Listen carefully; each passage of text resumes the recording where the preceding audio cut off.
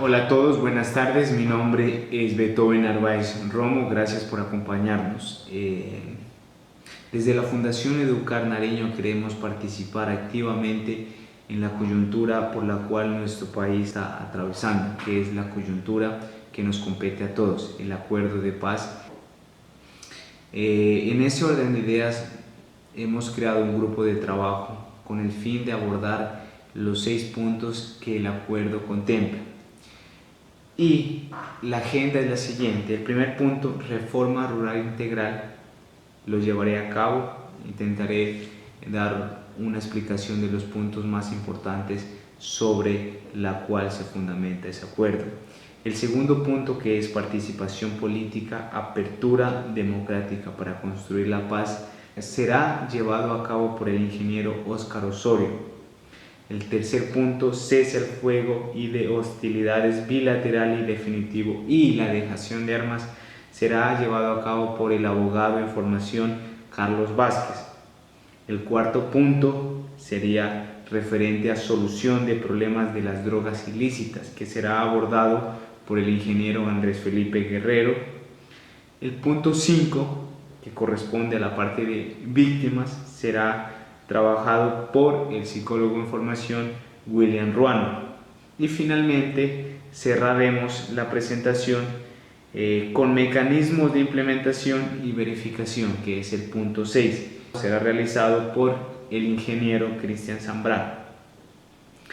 Entonces, por cada punto se realizará un video con el fin de que sea un poco más didáctico, un poco más trabajable y más fácil de digerir todas estas 197 páginas que contempla el acuerdo. Pero antes de trabajar sobre la reforma rural, sobre la introducción, sobre el preámbulo, en ese orden que está estructurado el texto, quería ir un poco más atrás para poder entender de dónde viene la escala de formación de grupos de guerrillas y cuál es, digamos, ese origen para poder entender estos acuerdos. Entonces vamos a ese punto. Hubo un periodo en la historia que hace referencia a los años 1946 a 1957 llamado el periodo de la violencia. Básicamente que era una batalla entre liberales y conservadores que terminó con la muerte o el asesinato del presidenciable Jorge Eliezer Gaitán. Según Álvaro Tirado Mejía, dejó 300.000 muertes. Esto fue tomado de un reportaje del Colombiano. Dejó 300.000 muertes ese periodo llamado violencia. Y ustedes ya saben que a partir de la muerte de Gaitán se da el Bogotazo y también se da el origen de los grupos guerrilleros. Entre esos se da las FARC, nacimiento 1964, ELN, 1965, 1967, EPL, 1974 el M-19. Y ahí, a partir de esas fechas, ya empiezan las sucesivas masacres y que cada día fueron aumentando su grado de violencia, su grado de frialdad para cometer esas cosas. Más adelante, en los años 70, llega otro cáncer al problema que es la influencia o la parte del narcotráfico que permea las barreras de esa filosofía marxista, de esa filosofía de revolución de las guerrillas, por decirlo así, a mi modo de ver.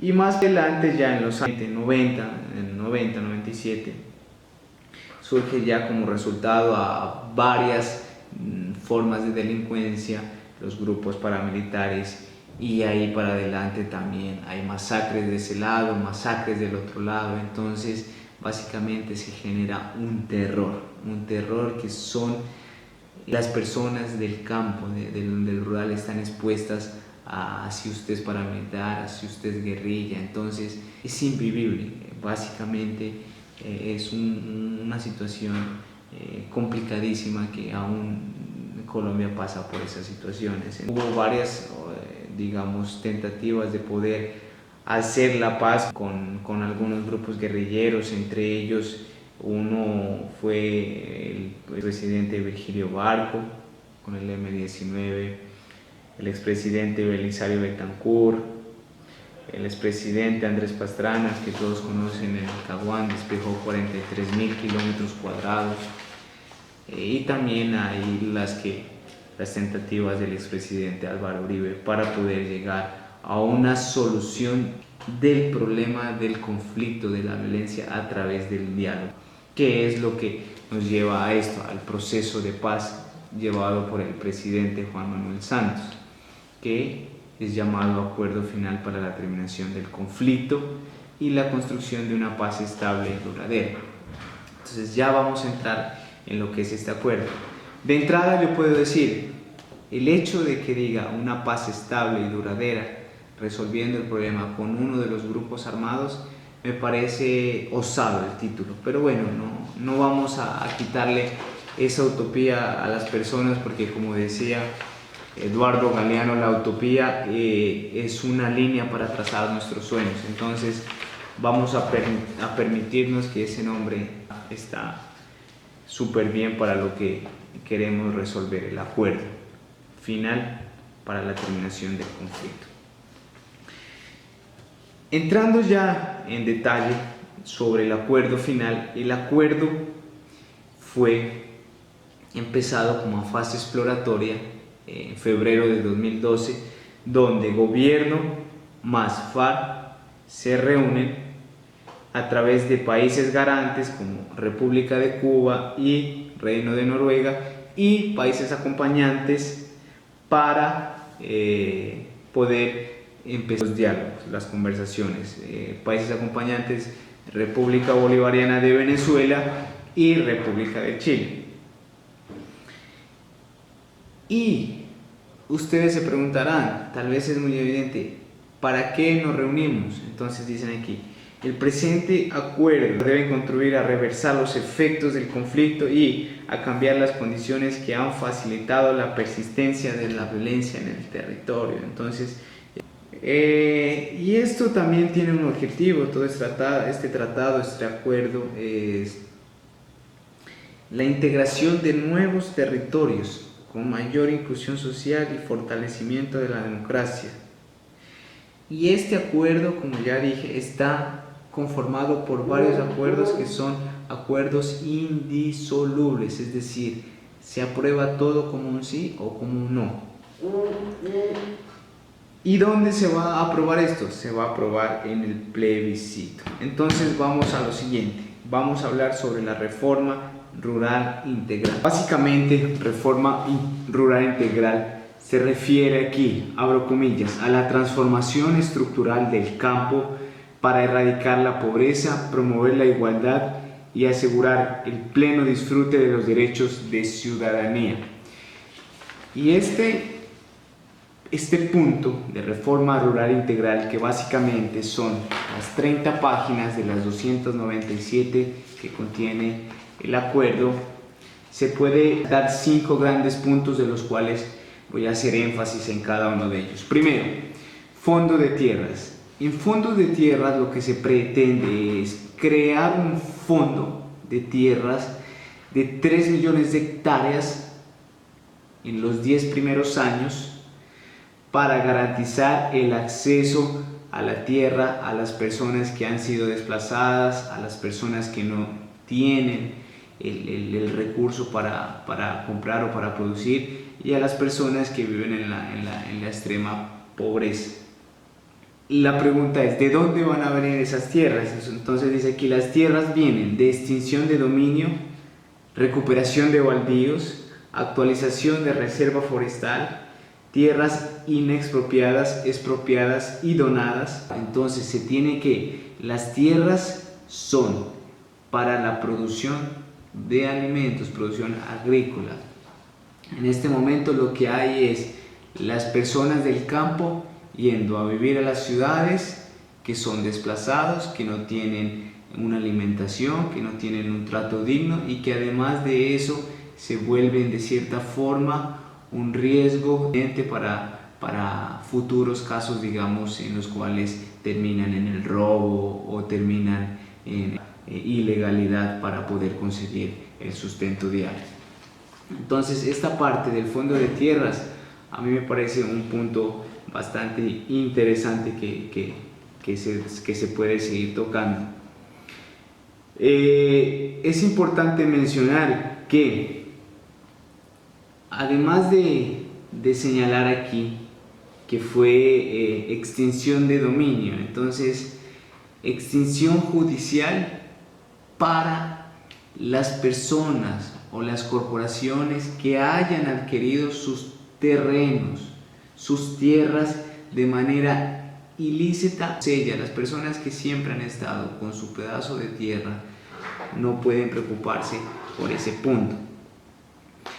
Y en esto no se ha modificado nada. Esto ya estipula el artículo 58, que es expropiación por vía administrativa. Estas tierras son inalienables. Eso significa que no se pueden enajenar, no se pueden ceder o vender durante el periodo de 7 años. Esto para promover la agricultura familiar. Ya el segundo punto, que es la formación y actualización del cadastro del impuesto predial, simplemente es: vamos a actualizar para garantizar que esas personas, y las actuales o las que ya tengan definidos los terrenos, tengan una seguridad jurídica y social.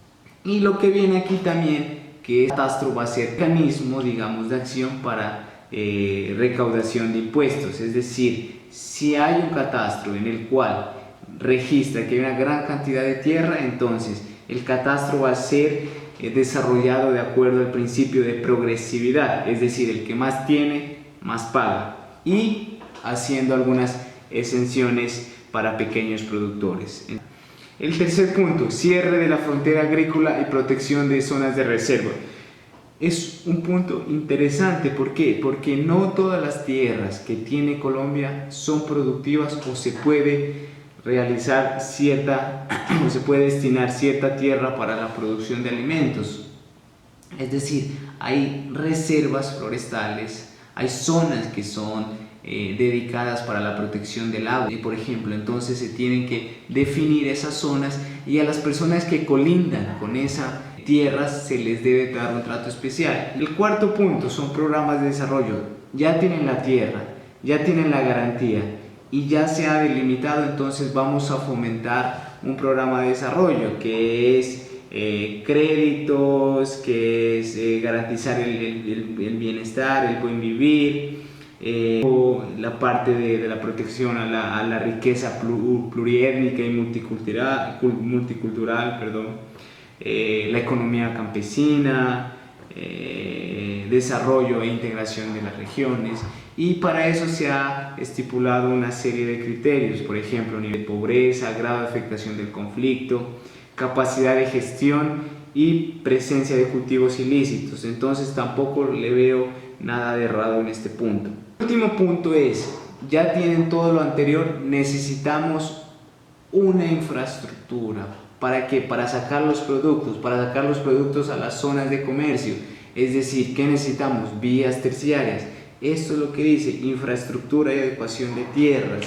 El segundo punto de ese ítem dice desarrollo social. Necesitamos también el sector salud, necesitan educación, capacitación, necesitan vivienda, erradicación de la pobreza extrema, necesitan vivienda y agua potable.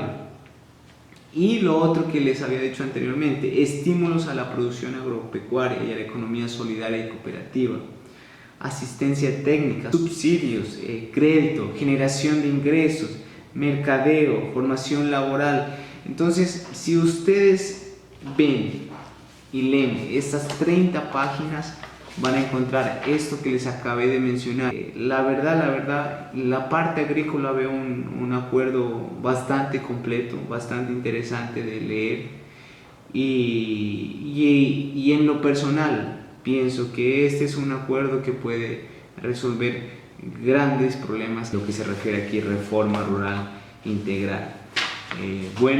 Eso es básicamente los puntos interesantes, los puntos importantes que yo destaqué de acuerdo a esta lectura. El próximo invitado será el ingeniero Oscar Osorio, también haciendo una didáctica similar. Muchas gracias por la atención.